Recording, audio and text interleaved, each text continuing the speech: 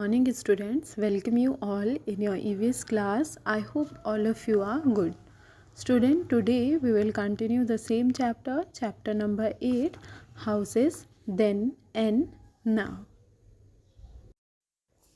One day Nikita's father took her to a construction site.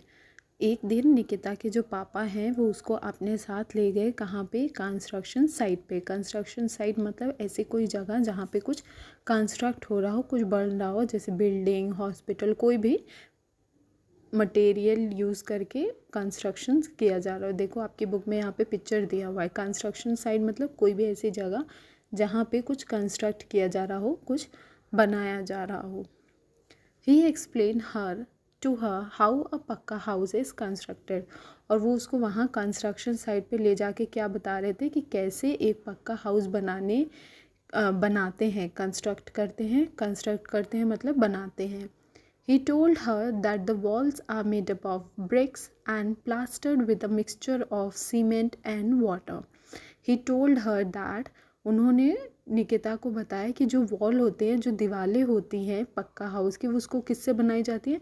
BRICS से। BRICS मतलब जो ईंटें होती हैं ना, उनसे बनाया जाता है। एंड प्लास्टर से। प्लास्टर मतलब वॉल्स को आपने देखा होगा घर बनाते हैं, उसके बाद उसको एक जैसा स्मूथ बनाने के लिए उसके ऊपर प्लास्टर लगाते हैं, ठीक है। और ये प्लास्टर का जो मिक्सचर है, इसको कैसे बनाते हैं? सीमेंट में वाटर को मिक्स करके, ठीक है। ऐसे इसको प्लास्टर को तैयार करते हैं। फिर जब घर कंस्ट्रक्ट करते हैं तो उसमें ब्रिक्स लगाते हैं, ईंटों को जोड़ जोड़ के घर बनाते हैं, उसके ऊपर प्लास्टर लगाते हैं। प्लास्टर का मिक्सचर किससे बनता है? सीमेंट और वाटर से। The floor is generally made up of marble और स्टोन। और जो फ्लोर होता है मतलब जो ज़मीन होती है, फ्लोर होता है, उसको किससे बनाते हैं? उसको मार्बल से, ठीक है, जो जिसको हम लोग संगमरमर का पत्थर कहते हैं, उससे बनाते हैं, या फिर स्टोन से, पत्थरों से बनाते हैं। Bricks and steel rods and cements are used for constructing the wall and the roof. Wall मतलब जो दीवारें हैं उनको बनाने के लिए, और रूफ़ मतलब छत बनाने के लिए किन किन चीज़ों का यूज़ किया जाता है? ब्रिक्स मतलब ईंटों का, स्टील रॉड मतलब जो स्टील की रॉड होती है उनका यूज़ किया जाता है, एंड सीमेंट का यूज़ करके वॉल और रूफ़ को बनाया जाता है। Wood and glass are used for making doors and window. लकड़ियों का और ग्लास का यूज़ करके क्या बनाया जाता है पक्के हाउस में? जो विंडोज़ होते हैं और जो डोर होते हैं उनको कैसे बनाया जाता है? With the help of wood and glass. Pucca houses are strong and permanent. जो पक्का हाउसेज होते हैं, जो पक्के घर होते हैं, वो क्या होते हैं? वो परमानेंट होते हैं। उनको बार बार मेंटेनेंस की ज़रूरत नहीं पड़ती है। कुछ साल बाद आप कर सकते हो उसको maintain as per your wish, but उनको बार बार मेंटेनेंस की ज़रूरत नहीं पड़ती और वो स्ट्रॉन्ग होते हैं, वो मज़बूत होते हैं। They do not need repair frequently. उनको रिपेयर की ज़रूरत होती है बट नॉट फ्रिक्वेंटली। फ्रिक्वेंटली मतलब जल्दी जल्दी, कुछ टाइम के बाद। मीन्स अगर आपने आज घर बनवाया है, पक्का घर आपने आज बनवाया है, तो you can repair your house after 10 years और आफ्टर 12 years। पक्का houses have all the modern facility. और ये जो पक्के हाउसेस होते हैं, जैसे जिस घर में आप लोग रहते हैं, जैसे घर में हम लोग रहते हैं, उसी घर को पक्का हाउस कहते हैं, जहाँ पे सारे मॉडर्न फैसिलिटीज़ होते हैं। मॉडर्न फैसिलिटीज़ मतलब kitchen, toilet and bathroom are inside the house. जो किचन होता है घर का, ठीक है, टॉयलेट, बाथरूम, ये सारी चीज़ें क्या होती है? घर के अंदर होती है। जबकि हम लोगों ने पढ़ा था कि जो कच्चा हाउस होता है उसमें ये सारी चीज़ें घर के बाहर रखी जाती हैं, बाहर बनाई जाती हैं। Pipes are put in the kitchen and the toilet to take away the waste. और जैसे आपने देखा होगा किचन वगैरह में बेसिन होता है, ठीक है, टॉयलेट में भी बेसिन होता है। पाइप्स के थ्रू जो भी टैप से हम पानी यूज़ करते हैं, और जो पानी आउटफ्लो होता है वो कैसे होता है? With the help of pipeline की हेल्प से। There is a proper drainage system. Proper drainage system मतलब घर से जो पानी निकलता है घर के बाहर, उसे ही ड्रेनेज सिस्टम कहते हैं। These houses are properly ventilated with a number of doors and windows. और ऐसे घर जो पक्के हाउसेस होते हैं, ये क्या होते हैं? प्रॉपरली वेंटिलेटेड होते हैं। वेंटिलेटेड का मतलब होता है इनमें सफिशिएंट स्पेस होता है, हवा आ जा सकती है। किसकी हेल्प से? कैसे, क्योंकि हम लोग जब भी पक्के हाउसेस बनाते हैं तो हम लोग इंश्योर करते हैं कि उसमें सफिशिएंट हम लोग डोर्स और विंडो को लगवाएं। These houses are more expensive, और ये जो पक्का हाउसेज होते हैं जिसमें हम लोग बहुत सारे मॉडर्न फैसिलिटीज़ रखते हैं और डोर्स और विंडो मतलब बहुत ज़्यादा इसको मॉडर्न बनाते हैं, इसके बनाने के लिए हमको बहुत सारा पैसे की ज़रूरत पड़ती है, इसीलिए ये हाउसेस बहुत एक्सपेंसिव होते हैं, बहुत महंगे होते हैं।